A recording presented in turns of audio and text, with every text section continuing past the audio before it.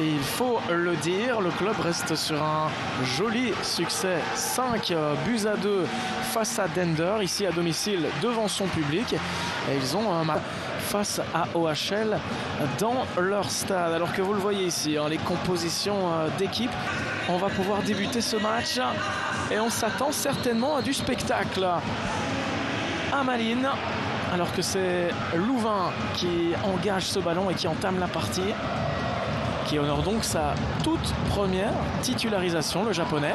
Ça s'est pas mal joué non plus pour aller prendre de vitesse. Le centre maintenant, la frappe, elle est croquée, la tête dans les gants de Tobbe-Leison. En ce dimanche 13 avril, le coup franc qui est donné, la tête juste au-dessus. Et le stade était déjà médusé. Passage en force raté. Belgali qu'on voit beaucoup monter. C'est un vrai piston ce latéral droit. Le centre sur la tête. Et là c'est pour Lauberbach et c'est l'ouverture du score. Dès la 17e minute de jeu.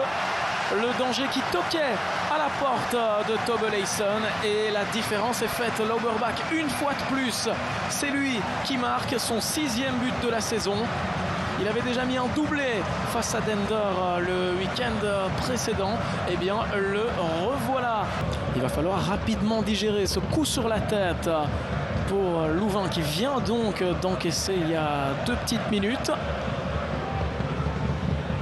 Mais au vu du mouvement qui est en train de se dessiner, ils ne sont pas assommés, les louvanistes. Scravers, est-ce que ce sera l'égalisation sur cette frappe? Et la réponse est oui. Sibbe Scravers qui vient méduser le stade malinois sur une frappe venue d'ailleurs.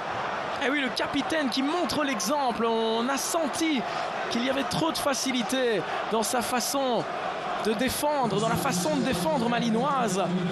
On a vraiment laissé jouer. Et on s'est fait punir dans la foulée. Ortwin de Wolf n'a rien pu faire non plus. Comme Tobbe-Leison il y a seulement 3 minutes de cela. La frappe est sèche. Jan Botterberg, l'arbitre du match. Et maintenant Belgali qui a changé de côté sur cette action. En tout cas la frappe elle est contrée. Alors qu'on va revoir cette frappe. Cette très bonne tentative. Et oui, le crochet, le double crochet. Ça, c'est un geste qu'il apprécie grandement. La feinte de tir, la feinte de centre. Là, par contre, ce n'était pas une feinte de passe. Belgali, le tir capté. Et voilà, le coup de sifflet pour renvoyer tout le monde au vestiaire. Alors que Botterberg, l'arbitre du jour, a le sifflet dans la bouche. Et on est reparti pour 45. C'est souvent lui, le moteur de cette équipe. Et voici maintenant Skos avec Nicolas Storm. La frappe de Storm, oh il a glissé. Il a glissé au moment de la frappe et il en veut au terrain.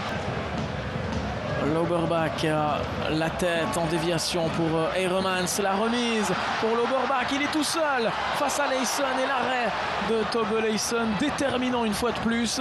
Ouais, Heremans laissé seul. Le centre pour Benito Raman.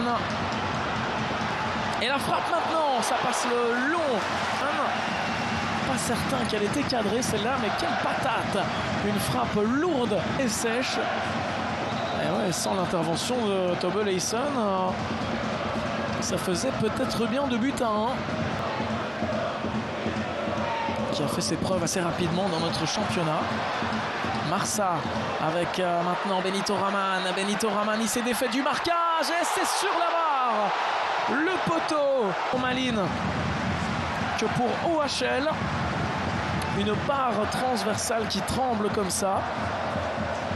Ce n'est pas une affaire courante, ce n'est pas une chose commune parce que OHL et KVM sont les poitrines un peu longs. Banzuzi, est-ce qu'il va oser tirer Banzuzi? On s'était jeté déjà côté Robskos pour éviter. Oh le montant! La latte qui tremble encore sur cette tentative de frappe de l'extérieur de la surface ou presque. Quel mouvement, c'était à l'intérieur et on est venu chercher l'équerre. Décidément, quand ça ne veut pas, eh bien ça...